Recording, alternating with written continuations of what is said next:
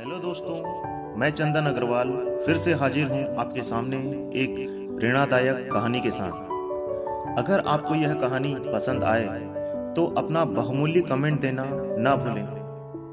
तो कहानी की शुरुआत होती है एक लकड़हारे से।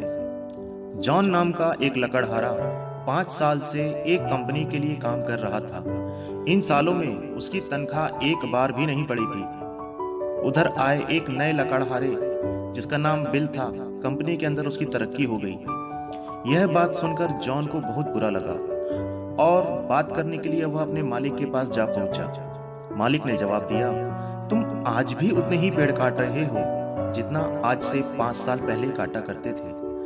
हम अपनी कंपनी में अच्छे से अच्छा काम चाहते हैं। अगर तुम्हारी उत्पादन क्षमता भी बढ़ जाए तो हमें तुम्हारी तनख्वाह बढ़ाने में खुशी होगी। जॉन वापस चला गया और पेड़ों की कटाई करने में खूब मेहनत करने लगा। इसके बावजूद वह ज्यादा से ज्यादा पेड़ नहीं काट पाया। निराश होकर एक दिन उसने अपनी परेशानी मालिक को फिर बताई। मालिक ने जॉन को बिल के पास जाने की सलाह दी और कहा, हो सकता है उसे कुछ मालूम हो जो हमें और तुम्हें मालूम न हो। जॉन ने बिल से पूछा कि वह ज्यादा से ज्यादा पेड़ कैसे काट पाता है। बिल ने बताया, हर पेड़ को काटने के बाद मैं 2 से 3 मिनट रुकता हूं और अपनी कुल्हाड़ी की धार तेज करता हूं। तुम बताओ कि तुमने आखिरी बार अपनी कुल्हाड़ी की धार कब तेज की थी? बिल के इसी सवाल ने जॉन की आंखें खोल दी और उसको अपना जवाब मिल गया था। दोस्तों, मेरा सवाल यह है कि आपने आखिरी बार कब अपनी कुल्हाड़ी की धार तेज की थी? बीते हुए कल का गौरव और शिक्षा से काम नहीं चलता। हमें अपने ज्ञान की धार लगातार तेज करते रहना पड़ेगा।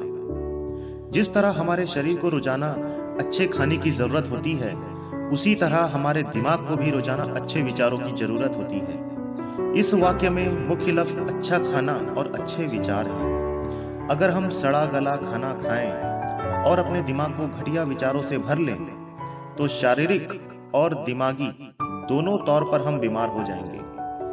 अपने सही रास्ते पर चलते रहने के लिए जरूरी है कि हम अपने दिमाग को सही और अच्छी सोच की खुराक दें। लगातार प्रैक्टिस और प्रदर्शन के जरिए हम उन उसूलों को समझ सकते हैं जो इंसान को कामयाब बनाते हैं, ठीक वैसे ही जैसे कि हम बास्केटबॉल खेलना सीखते हैं। हम रोजाना सुनते हैं कि ज्ञान एक शक्ति है, जबकि असलियत में यह बात सही नहीं है।